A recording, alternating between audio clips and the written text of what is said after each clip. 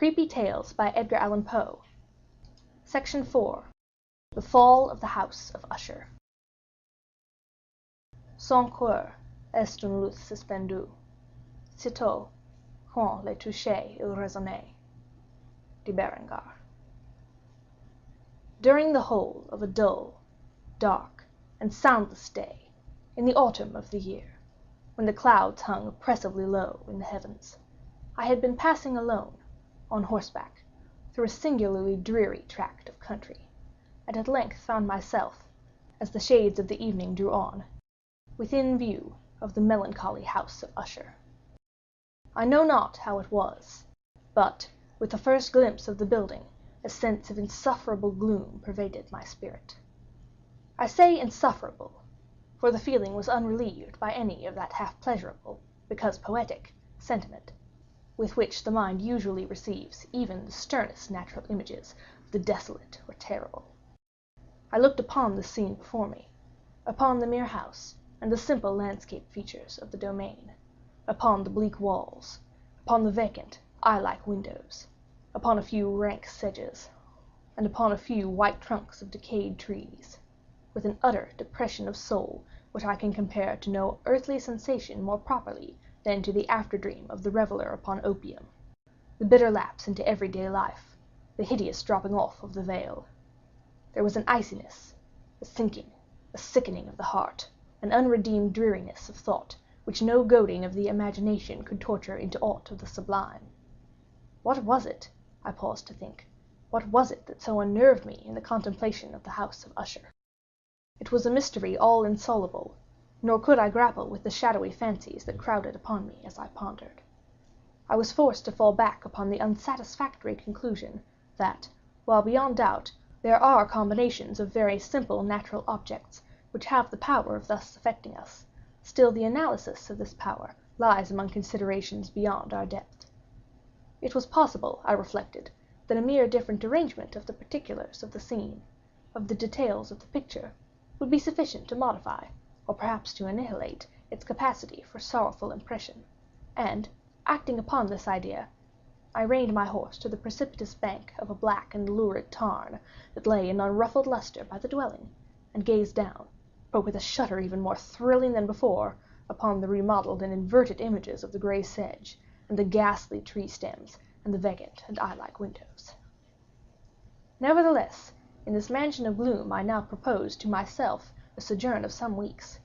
Its proprietor, Roderick Usher, had been one of my boon companions in boyhood, but many years had elapsed since our last meeting. A letter, however, had lately reached me in a distant part of the country, a letter from him, which, in its wildly importunate nature, had admitted of no other than a personal reply. The MS gave evidence of nervous agitation. The writer spoke of acute bodily illness, of a mental disorder which oppressed him, and of an earnest desire to see me, as his best, and indeed his only, personal friend, with a view of attempting, by the cheerfulness of my society, some alleviation of his malady. It was the manner in which all this, and much more, was said, it was the apparent heart that went with his request, which allowed me no room for hesitation, and I accordingly obeyed forthwith what I still considered a very singular summons. Although, as boys, we had been even intimate associates, yet I really knew little of my friend. His reserve had been always excessive and habitual. I was aware, however, that his very ancient family had been noted, time out of mind, for a peculiar sensibility of temperament, displaying itself, through long ages, in many works of exalted art, and manifested, of late, in repeated deeds of munificent yet unobtrusive charity, as well as in a passionate devotion to the intricacies, perhaps even more than to the orthodox and easily recognizable beauties of musical science. I had learned, too, the very remarkable fact that the stem of the Usher race, all time honored as it was, had put forth, at no period, any enduring branch. In other words, that the entire family lay in the direct line of descent, and had always, with very trifling and very temporary variation, so lain. It was this deficiency, I considered, while running over in thought the perfect keeping of the character of the premises with the accredited character of the people, and while speculating upon the possible influence which the one, in the long lapse of centuries, might have exercised upon the other. It was this deficiency, perhaps, of collateral issue, and a consequent undeviating transmission, from sire to son, of the patrimony with the name, which had, at length, so identified the two as to merge the original title of the estate in the quaint and equivocal appellation of the House of Usher, an appellation which seemed to include, in the minds of the peasantry who used it, both the family and the family mansion. I have said that the sole effect of my somewhat childish experiment, that of looking within the tarn, had been to deepen the first singular impression. There can be no doubt that the consciousness of the rapid increase of my superstition, for why should I not so term it, served mainly to accelerate the increase itself. Such, I have long known, is the paradoxical law of all sentiments having terror as a basis. And it might have been for this reason only that, when I again uplifted my eyes to the house itself from its image in the pool, there grew in my mind a strange fancy, a fancy so ridiculous, indeed, that I but mention it to show the vivid force of the sensations which oppressed me. I had so worked upon my imagination as to really believe that about the whole mansion and domain there hung an atmosphere peculiar to themselves in their immediate vicinity, an atmosphere which had no affinity with the air of heaven, but which had reeked up from the decayed trees and the gray wall and the silent tarn, a pestilent and mystic vapor, dull, sluggish, faintly discernible, and leaden-hued. Shaking off from my spirit what must have been a dream, I scanned more narrowly the real aspect of the building. Its principal feature seemed to be that of an excessive antiquity. The discoloration of ages had been great. Minute fungi overspread the whole exterior, hanging in a fine tangled webwork from the eaves. Yet all this was apart from any extraordinary dilapidation. No portion of the masonry had fallen, and there appeared to be a wild inconsistency between its still perfect adaptation of parts and the crumbling condition of the individual stones. In this there was much that reminded me of the specious totality of old woodwork which had rotted for long years in some neglected vault, with no disturbance from the breath of the external air. Beyond this indication of extensive decay, however, the fabric gave little token of instability. Perhaps the eye of a scrutinizing observer might have discovered a barely perceptible fissure which, extending from the roof of the building in front, made its way down the wall in a zigzag direction, until it became lost in the sullen waters of the tarn. Noticing these things, I rode over a short causeway to the house. A servant in waiting took my horse, and I entered the Gothic archway of the hall. A valet, of stealthy step, thence conducted me, in silence, through many dark and intricate passages in my progress to the studio of his master. Much that I encountered on the way contributed, I know not how, to heighten the vague sentiment of which I have already spoken. While the objects around me, while the carvings of the ceiling, the somber tapestries of the walls, the ebon blackness of the floors, and the phantasmagoric armorial trophies which rattled as I strode, were but matters to which, or to such as which, I had been accustomed from my infancy, while I hesitated not to acknowledge how familiar was all this, I still wondered to find how unfamiliar were the fancies which ordinary images were stirring up. On one of the staircases I met the physician of the family. His countenance, I thought, wore a mingled expression of low cunning and perplexity. He accosted me with trepidation, and passed on. The valet now threw open a door, and ushered me into the presence of his master. The room in which I found myself was very large and lofty. The windows were long, narrow, and pointed, and at so vast a distance from the black oaken floor as to be altogether inaccessible from within. Feeble gleams of encrimsoned light made their way through the trellised panes, and served to render sufficiently distinct the more prominent objects around. The eye, however, struggled in vain to reach the remoter angles of the chamber, or the recesses of the vaulted and fretted ceiling. Dark tapestries hung upon the walls. The general furniture was profuse, comfortless, antique, and tattered. Many books and musical instruments lay scattered about, but failed to give any vitality to the scene. I felt that I breathed an atmosphere of sorrow. An air of stern, deep, and irredeemable gloom hung over and pervaded all. Upon my entrance, Usher arose from a sofa on which he had been lying at full length, and greeted me with a vivacious warmth which had much in it, I at first thought, of an overdose of cordiality, of the constrained effort of the ennuyé man of the world.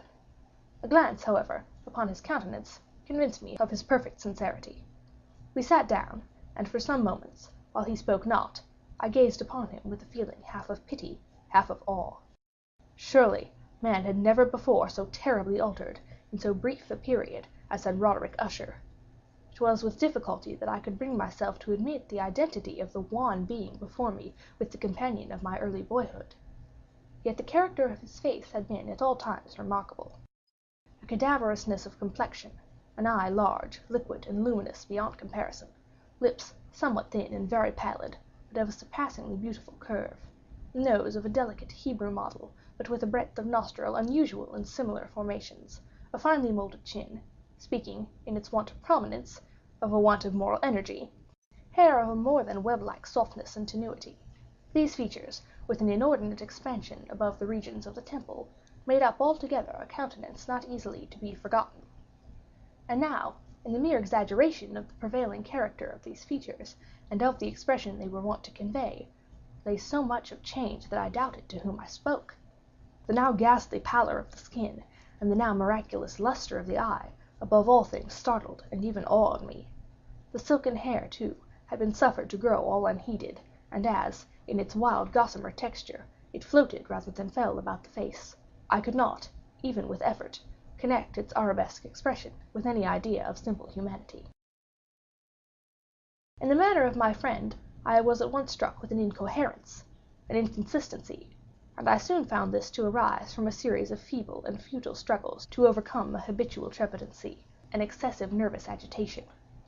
For something of this nature I had indeed been prepared, no less by his letter than by reminiscences of certain boyish traits, and by conclusions deduced from his peculiar physical conformation and temperament.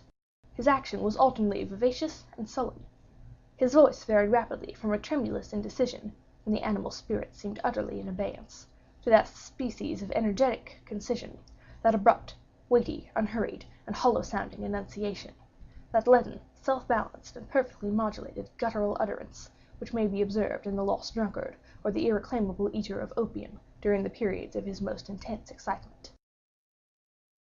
It was thus that he spoke of the object of my visit, of his earnest desire to see me, and of the solace he expected me to afford him. He entered at some length into what he conceived to be the nature of his malady. It was, he said, a constitutional and family evil, and one for which he despaired to find a remedy. A mere nervous affectation, he immediately added, which would undoubtedly soon pass off. It displayed itself in a host of unnatural sensations. Some of these, as he detailed them, interested and bewildered me, although, perhaps, the terms and the general manner of their narration had their weight. He suffered much from a morbid acuteness of the senses. The more insipid food was alone endurable. He could wear only garments of certain texture. The odors of all flowers were oppressive.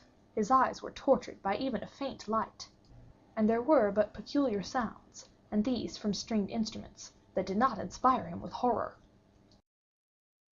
To an animalist species of terror I found him a bounden slave. "I shall perish," he said, "I must perish in this deplorable folly. Thus, and not otherwise, shall I be lost. I dread the events of the future, not in themselves, but in their results. I shudder at the thought of any, even the most trivial incident, which may operate upon this intolerable agitation of soul. I have, indeed, no abhorrence of danger, except in its absolute effect of terror. In this unnerved, in this pitiable condition, I fear that the period will sooner or later arrive, when I must abandon life and reason altogether in some struggle with the grim phantasm, fear." I learned, moreover, at intervals, and through broken and equivocal hints, of another singular feature of his mental condition. He was enchained by certain superstitious impressions in regard to the dwelling which he tenanted, and whence, for many years, he had never ventured forth, in regard to an influence whose superstitious force was conveyed in terms too shadowy here to be restated, an influence which some peculiarities in the mere form and substance of his family mansion had, by dint of long sufferance, he said, obtained over his spirit, an effect which the physique of the grey walls and turrets, and of the dim tarn into which they all looked down, had, at length, brought about upon the morale of his existence. He admitted, however, although with hesitation, that much of the peculiar gloom which thus afflicted him could be traced to a more natural and far more palpable origin, to the severe and long-continued illness, indeed to the evidently approaching dissolution, of a tenderly beloved sister, his sole companion for long years, his last and only relative on earth. "Her decease," he said, with a bitterness which I can never forget, "would leave him the hopeless and the frail, the last of the ancient race of the Ushers." While he spoke, the Lady Madeline, for so she was called, passed slowly through a remote portion of the apartment, and, without having noticed my presence, disappeared. I regarded her with an utter astonishment, not unmingled with dread. And yet I found it impossible to account for such feelings. A sensation of stupor oppressed me, as my eyes followed her retreating steps. When a door, at length, closed upon her, my glance sought instinctively and eagerly the countenance of the brother, but he had buried his face in his hands, and I could only perceive that a far more than ordinary wanness had overspread the emaciated fingers through which trickled many passionate tears. The disease of the Lady Madeline had long baffled the skill of her physicians. A settled apathy, a gradual wasting away of the person, and frequent although transient affectations of a partially cataleptical character, were the unusual diagnosis.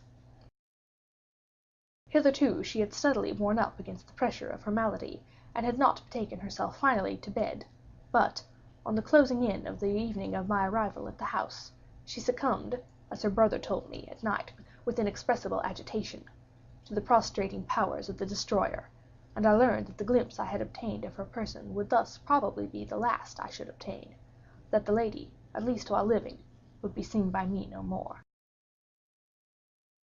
For several days ensuing, her name was unmentioned either by Usher or myself, and during this period I was busied in earnest endeavors to alleviate the melancholy of my friend. We painted and read together, or I listened, as if in a dream, to the wild improvisations of his speaking guitar. And thus, as a closer and still closer intimacy admitted me more unreservedly into the recesses of his spirit, the more bitterly did I perceive the futility of all attempt at cheering a mind from which darkness, as if an inherent positive quality, poured forth upon all objects of the moral and physical universe in one unceasing radiation of gloom. I shall ever bear about me a memory of the many solemn hours I thus spent alone with the master of the House of Usher. Yet I should fail in any attempt to convey an idea of the exact character of the studies, or of the occupations in which he involved me, or led me the way. An excited and highly distempered ideality threw a sulphurous luster over all. His long improvised dirges will ring forever in my ears. Among other things, I hold painfully in mind a certain singular perversion and amplification of the wild air of the last waltz of Von Weber, from the paintings over which his elaborate fancy brooded, and which grew, touch by touch, into vagueness at which I shuddered the more thrillingly, because I shuddered knowing not why. From these paintings, vivid as their images now are before me, I would in vain endeavor to reduce more than a small portion which should lie within the compass of merely written words. By the utter simplicity, by the nakedness of his designs, he arrested and overawed attention. If ever mortal painted an idea, that mortal was Roderick Usher. For me, at least, in the circumstances then surrounding me, there arose out of the pure abstractions which the hypochondriac contrived to throw upon his canvas an intensity of intolerable awe, no shadow of which felt I ever, yet in the contemplation of the certainly glowing, yet too concrete reveries of Fuseli. One of the phantasmagoric conceptions of my friend, partaking not so rigidly of the spirit of abstraction, may be shadowed forth, although feebly, in words. The small picture presented the interior of an immensely long and rectangular vault or tunnel, with low walls, smooth, white, and without interruption or device. Certain accessory points of the design served well to convey the idea that this excavation lay at an exceeding depth below the surface of the earth. No outlet was observed in any portion of its vast extent, and no torch or other artificial source of light was discernible, yet a flood of intense rays rolled throughout, and bathed the whole in a ghastly and inappropriate splendor. I have just spoken of that morbid condition of the auditory nerve, which rendered all music intolerable to the sufferer, with the exception of certain effects of stringed instruments. It was, perhaps, the narrow limits to which he thus confined himself upon the guitar, which gave birth, in great measure, to the fantastic character of his performances. But the fervid facility of his impromptus could not be so accounted for. They must have been, and were, in the notes, as well as in the words of his wild fantasies, for he not unfrequently accompanied himself with rhymed verbal improvisations, the result of that intense mental collectedness and concentration to which I have previously alluded as observable only in particular moments of the highest artificial excitement. The words of one of these rhapsodies I have easily remembered. I was, perhaps, the more forcibly impressed with it as he gave it, because, in the under or mystic current of its meaning, I fancied that I perceived, and for the first time, a full consciousness on the very part of Usher of the tottering of his lofty reason upon her throne. The verses, which were entitled "The Haunted Palace," ran very nearly, if not accurately, thus: 1. In the greenest of our valleys, by good angels tenanted, once a fair and stealthy palace, radiant palace, reared its head. In the monarch thought's dominion it stood there. Never seraph spread a pinion over fabric half so fair. 2. Banners yellow, glorious, golden, on its roof did float and flow. This, all this, was in the olden time, long ago. And every gentle air that dallied in that sweet day, along the ramparts plumed and pallid, a winged odor went away. 3. Wanderers in that happy valley through two luminous windows saw spirits moving musically to a lute's well-tuned law. Round about a throne where sitting, Porphyrogene, in state his glory well befitting, the ruler of the realm was seen. 4. And all with pearl and ruby glowing was the fair palace door, through which came flowing, flowing, flowing, and sparkling evermore, a troop of echoes whose sweet duty was but to sing, in voices of surpassing beauty, the wit and wisdom of their king. 5. But evil things in robes of sorrow assailed the monarch's high estate. Ah, let us mourn, for never morrow shall dawn upon him desolate. And round about his home the glory that blushed and bloomed is but a dim remembered story of the old time entombed. 6. And travelers now within that valley through the red-litten windows see vast forms that move fantastically to a discordant melody, while like a rapid ghastly river through the pale door a hideous throng rush out forever and laugh, but smile no more. I well remember that suggestions arising from this ballad led us into a train of thought wherein there became manifest an opinion of Usher's which I mention not so much on account of its novelty, for other men have thought thus, as on account of the pertinacity with which he maintained it. This opinion, in its general form, was that of the sentience of all vegetable things. But, in his disordered fancy, the idea had assumed a more daring character, and trespassed, under certain conditions, upon the kingdom of inorganization. I lack words to express the full extent or the earnest abandon of his persuasion. The belief, however, was connected, as I have previously hinted, with the grey stones of the home of his forefathers. The conditions of the sentience had been here, he imagined, fulfilled in the method of collocation of these stones, in the order of their arrangement, as well as in that of the many fungi which overspread them, and of the decayed trees which stood around, above all, in the long and disturbed endurance of this arrangement, and in its reduplication in the still waters of the tarn. Its evidence, the evidence of the sentience, was to be seen, he said, and here I started as he spoke, in the gradual yet certain condensation of an atmosphere of their own about the waters and the walls. The result was discoverable, he added, in that silent, yet importunate and terrible influence which for centuries had molded the destinies of his family, and which made him what I saw him now, what he was. Such opinions need no comment, and I will make none. Our books, the books which, for years, had formed no small portion of the mental existence of the invalid, were, as might be supposed, in strict keeping with this character of phantasm. We pored together over such works as the Brevet et Chartreuse of Gresset, the Belphegor of Machiavelli, the Heaven and Hell of Swedenborg, the Subterranean Voyage of Nicholas Klim by Holberg, the Chiromancy of Robert Flood, of Jean de Dagenet, and of de la Chambre, the Journey into the Blue Distance of Tieck, and the City of the Sun by Campanella. One favorite volume was a small octavio edition of the Directorium Inquisitorium by the Dominican Eymeric de Guerin, and there were passages in Pomponius Mela about the old African satyrs and oegopans, over which Usher would sit dreaming for hours. His chief delight, however, was found in the perusal of an exceedingly rare and curious book in quarto Gothic, the manual of a forgotten church, the Vigile Mortuorum Secundum Coram Ecclesiae Magentinae. I could not help thinking of the wild ritual of this work, and of its probable influence on the hypochondriac, when, one evening, having informed me abruptly that the Lady Madeline was no more, he stated his intention of preserving her corpse, for a fortnight previously to its final interment, in one of the numerous vaults within the main walls of the building. The worldly reason, however, assigned to this singular proceeding was one which I did not feel at liberty to dispute. The brother had been led to his resolution, so he told me, by consideration of the unusual character of the malady of the deceased, of certain obtrusive and eager inquiries on the part of her medical men, and of the remote and exposed situation of the burial ground of the family.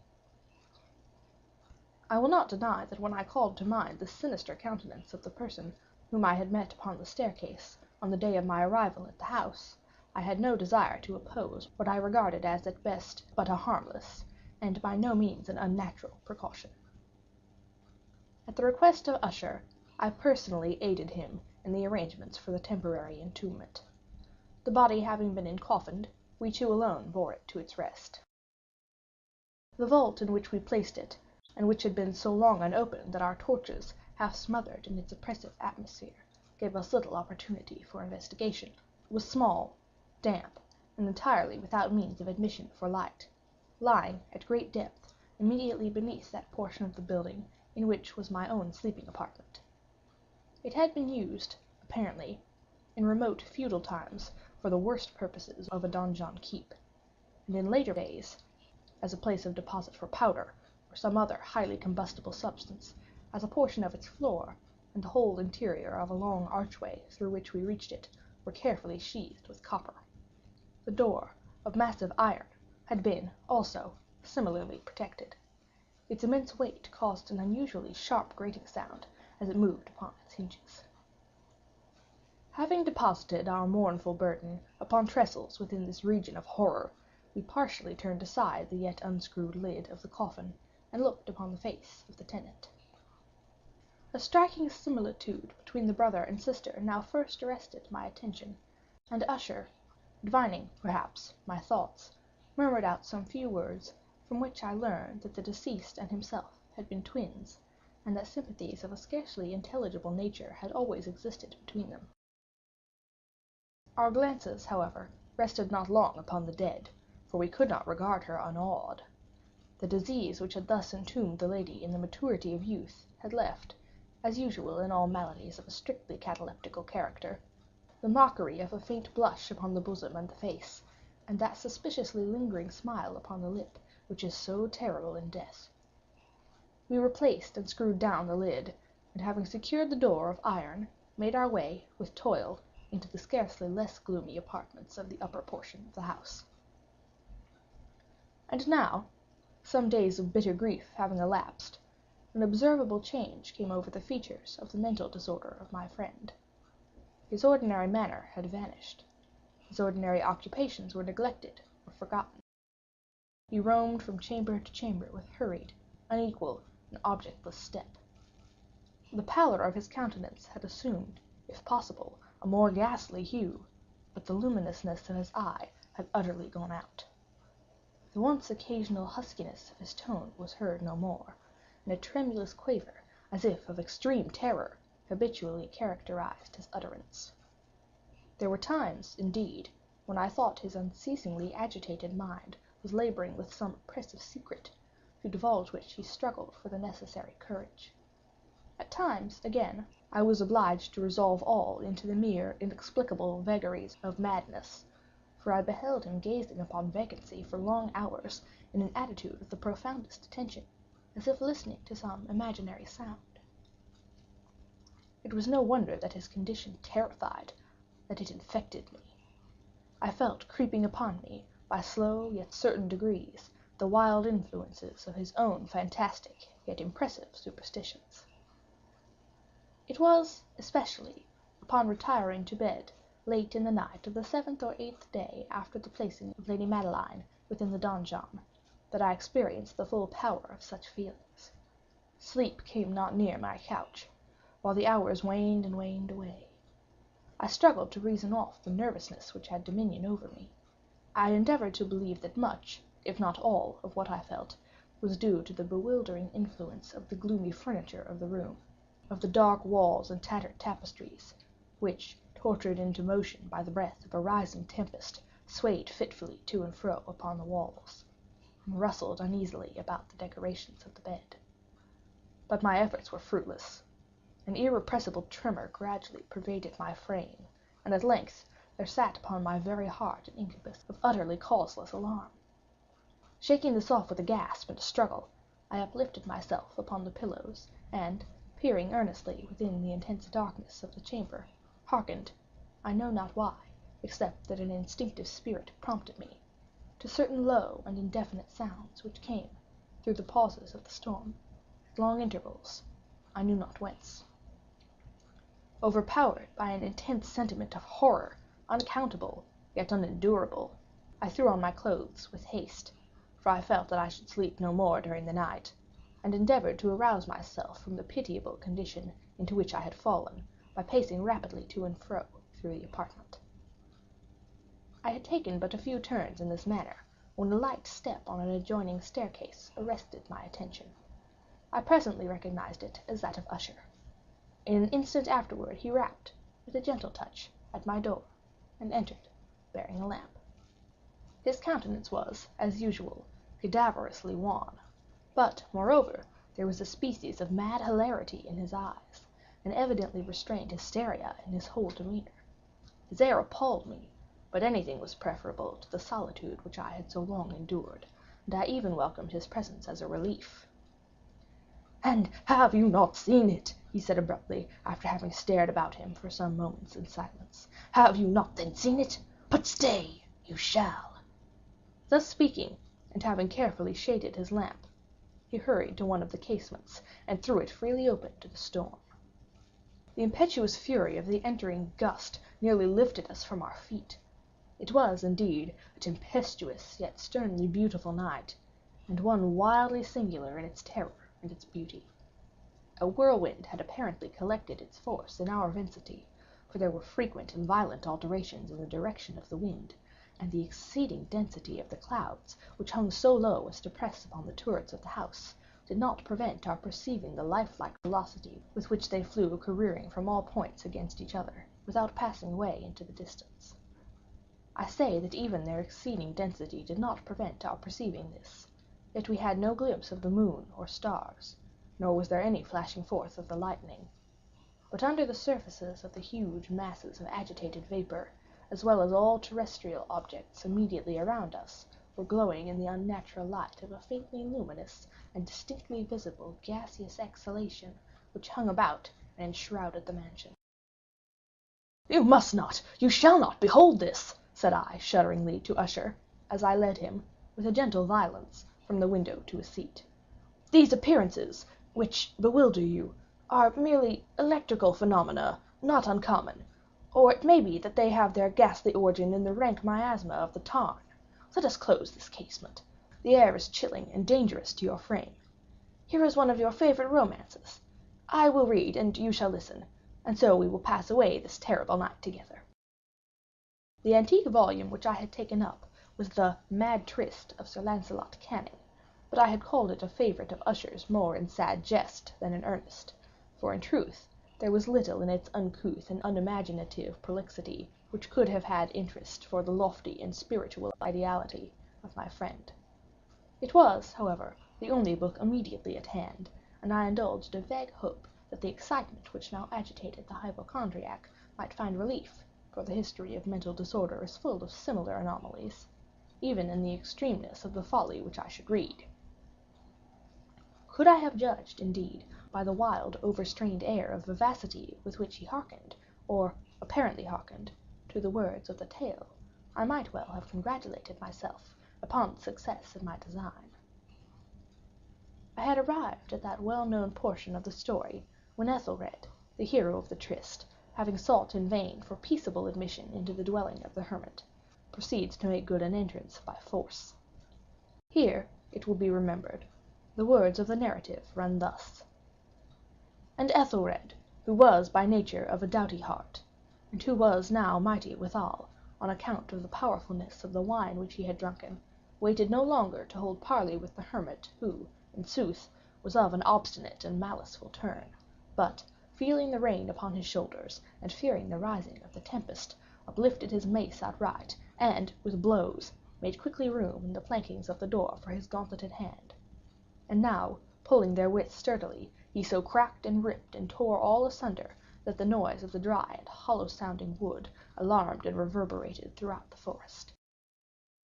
At the termination of this sentence I started, and for a moment paused, for it appeared to me, although I at once concluded that my excited fancy had deceived me, it appeared to me that, from some very remote portion of the mansion, there came, indistinctly, to my ears, what might have been, in its exact similarity of character, the echo, but a stifled and dull one, certainly, of the very cracking and ripping sound which Sir Lancelot so particularly described.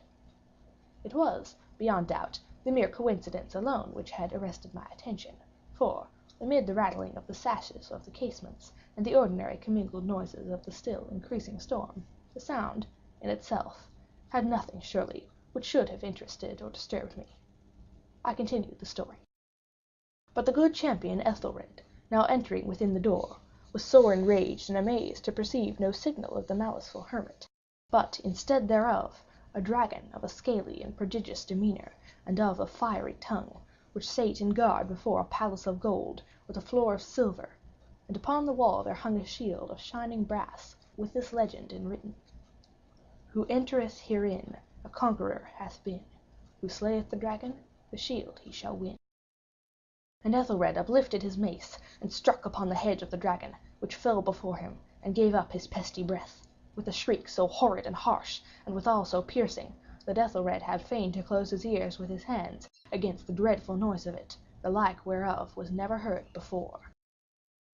Here again I paused abruptly, and now with a feeling of wild amazement, for there could be no doubt whatever that, in this instance, I did actually hear, although from what direction it proceeded I found it impossible to say, a low and apparently distant, but harsh, protracted, and a most unusual screaming or grating sound, the exact counterpart of what my fancy had already conjured up for the dragon's unnatural shriek, as described by the romancer.